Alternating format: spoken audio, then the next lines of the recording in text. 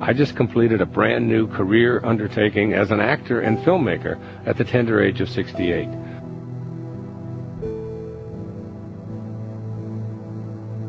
I gotta go. I'm on the Wayne Dyer thing. Hey, bye.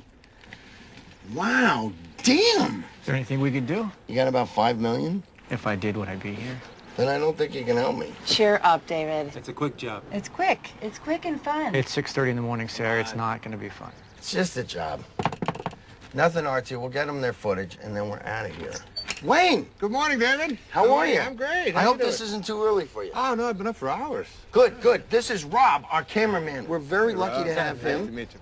Ron does sound. Hey, Ron, nice to meet you, my And friend. this is Sarah, my Sarah. production coordinator. Sarah. She's Pleasure. very resourceful. Great. You need anything, just ask her. Got it. So if you're amenable, I thought we'd head down to the social hall area and then set up down there. Let's do it. I'm ready. I've been ready for hours. Yeah. Oh, let's do Grab your cape. Let's go. it. Super. After Do it. you, John. All right. All right. How'd you sleep? I slept great. Oh, is there I'm anything? excited about this. Is there any expectation I should know about? I have no expectations. I'm totally in your hands. Whatever you want to do, I feel sorry Okay. for you, Dr. Dyer. You're sorry you said that. I'm just going to blot you a little bit there. You got a little shine. Okay. You can't go wrong at this place.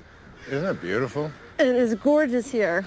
I'm sort of allergic to nature myself. Oh, I just love it. I'm so thrilled to be here. He looks good. You want less trees, more trees? How's that looking? Sure, that's fine. Do you know anything about the history of this place? Have you looked into it? Not really. We just go where they send us, you know? The guy who runs this is a fascinating guy. He was telling me about the history of it. You know, I can't hear him. Really a magical place. It's a, you know, it's Can you say that again? I'm sorry. a magical place. I got him. Back in 1913, Julia Morgan, she was an architect, Oh, right. and she designed this entire place. They set it up as a conference center for the Western Division of the YWCA, and they would hold all of their meetings here. And the name of the place, it's called a Silomar. You know, who knows what a Silomar is? And I was asking him, he said, well, a silo or a silio means refuge, and mar means sea. It was. If we're good, we can start.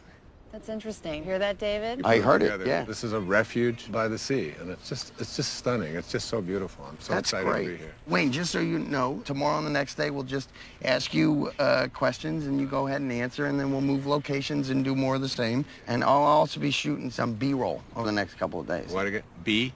B-roll? B-roll, like walk the and bees? talks You and shooting the bees exercise. that are here? Yeah.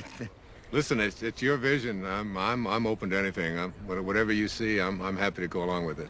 Well, I'm more of a technician on this one. Really? Well, you know what? You might find yourself learning something. Maybe. Well, I'm open to it. Great. Let's go ahead and roll camera. We're speeding. Sounds good. All right, Sarah, would you be kind enough to slate it? I would love to. You're going to slate me? I'm going to slate you. All right. Dr. Dyer, interview 1. Okay, Wayne, you came up here to write your latest book. Can you tell us a little bit about what you came up to write about? Yeah, I'd be happy to. One of the things that has intrigued me over the years is so many people coming up when I talk about purpose and finding meaning in their life is what is my purpose? How do I find it? It always seems to be eluding me. I can't seem to get there. I've always felt that the real purpose of life is just to be happy, to enjoy your life, to get to a place where you're not always trying to get someplace else. So many people spend their lives striving, trying to be someplace that they're not. They never get to arrive.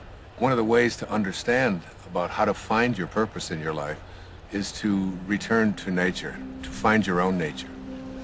I wrote a book a few years back called Change Your Thoughts, Change Your Life, which was based upon the ancient teachings of Lao Tzu in a book called the Tao Te Ching.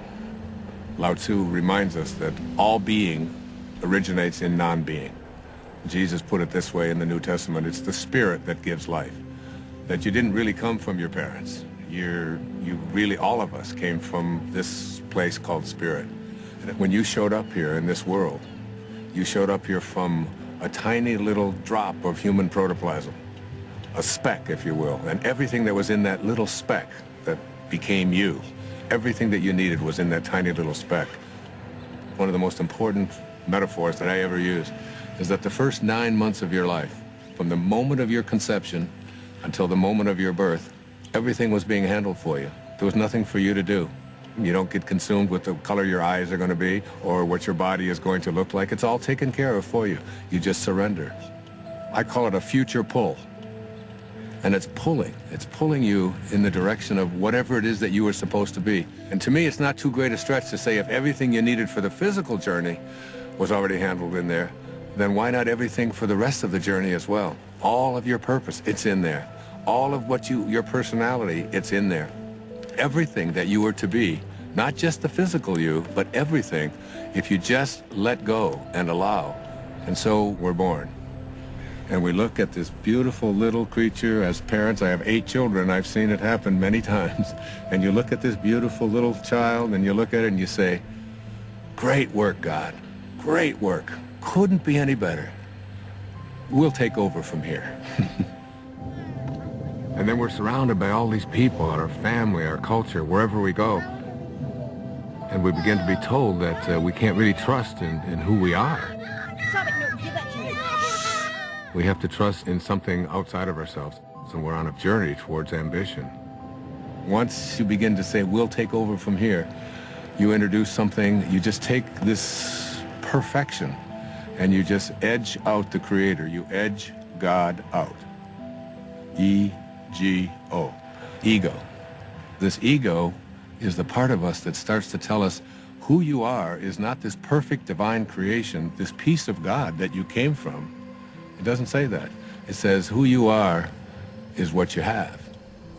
It begins with things like our toys, and then our bank accounts, and then the possessions that we have. Before you know it, we begin to identify ourselves on the basis of our possessions. We begin to take on a set of beliefs about the more that I have, the more valuable I am as a person. And so we spend our lives taking these young children and immersing them in a culture that emphasizes more. It becomes almost a mantra of the ego. You have to have more. And the more you have, the more you are aware of how much other people are trying to take it away from you. The more you get consumed with how do I protect it and how do I make more of what I have. The dilemma here is that if you are what you have and things go away, then who you are also goes away in the process. The second aspect of the ego is this idea that I am not only what I have, but I am what I do as well. We are... You gonna get that? No, please, go ahead. Oh, it's all right. No While we're problem. stopped here, do you want anything, Dr. Dyer? You want water or anything?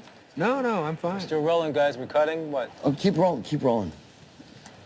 Please. So, second component of this ego is the idea that not only is who I am what I have, but it's what I do. And what I do becomes this thing called achievement. And in this whole world of believing that I am what I do, we become consumed with this whole idea of my success, my value, my worth as a human being is based upon how much I accomplish. So I have to make more money, I have to get a promotion, I have to compete with everybody else who's trying to get what I have. We are taught this over and over and over again. All of our young people are taught this when they go out into athletics. The most important thing you can do is be number one, and you say, we're number one, we're better than everybody else. And we constantly find ourselves in this competitive notion again of believing that our world is one in which we have to compete. That's what the ego says. Now, the third aspect of this is the idea that I am what other people think of me. That is, I am my reputation. Particularly, this is relevant for young people who are taught that you have to dress the way other people think, and if other people don't like you, then there's something wrong with you. If you're consumed with that, then you're going to be something different every time you turn around. Now, this is particularly relevant with women, especially in relationship to the family.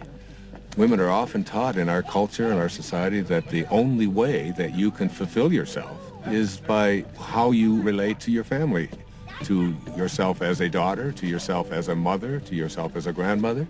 And while these are very important and creative aspects of every woman's life, if that's the choice that they make, it's not necessarily the only thing. And many women feel that deep within them that they have a calling to accomplish something great, to make a contribution. And oftentimes we'll put it aside. So what I encourage women to think is, don't ignore that calling inside of you. Don't ignore the part of you that says you came here to create something powerful, and you have just as much of an influence in doing that, just as much of a right to do that as anyone else does. Right now, we move into then the later parts of the ego, which talks about something called separation. And the ego has a very strong belief system that who I am is separate from everybody else. And then another component of the ego teaches us that I'm also separate from everything that's missing in my life, from all the things that I'd like to have. And then finally, the ego teaches us the most egregious error of all. It teaches us that we are separate from God. And one of the simple constructs that you learn in the afternoon of your life when you shift into the meaning phase of your life is to realize that you came from a source. We can call it God, we can call it Tao, it doesn't matter what we call it. And that this source is everywhere. There's no place that it is not. It must be because it creates everything. Everything comes from this source. Then it must be in me. If there's no place that it's not, it must be in me. And if it must be in me, it must also be in whatever it is that I feel to be missing from my life. If you know that, then in some way, everything that's missing from your life that you would like to have, you're already connected to it in spirit. And all you have to do is figure out a way to align yourself with that and have a knowing that you're already connected to it. You just have to bring it on its way in the way that you think and process. What was that out loud? Yeah, you just said that out loud. Sorry. That's okay. It is intense. There's no question about it. It's very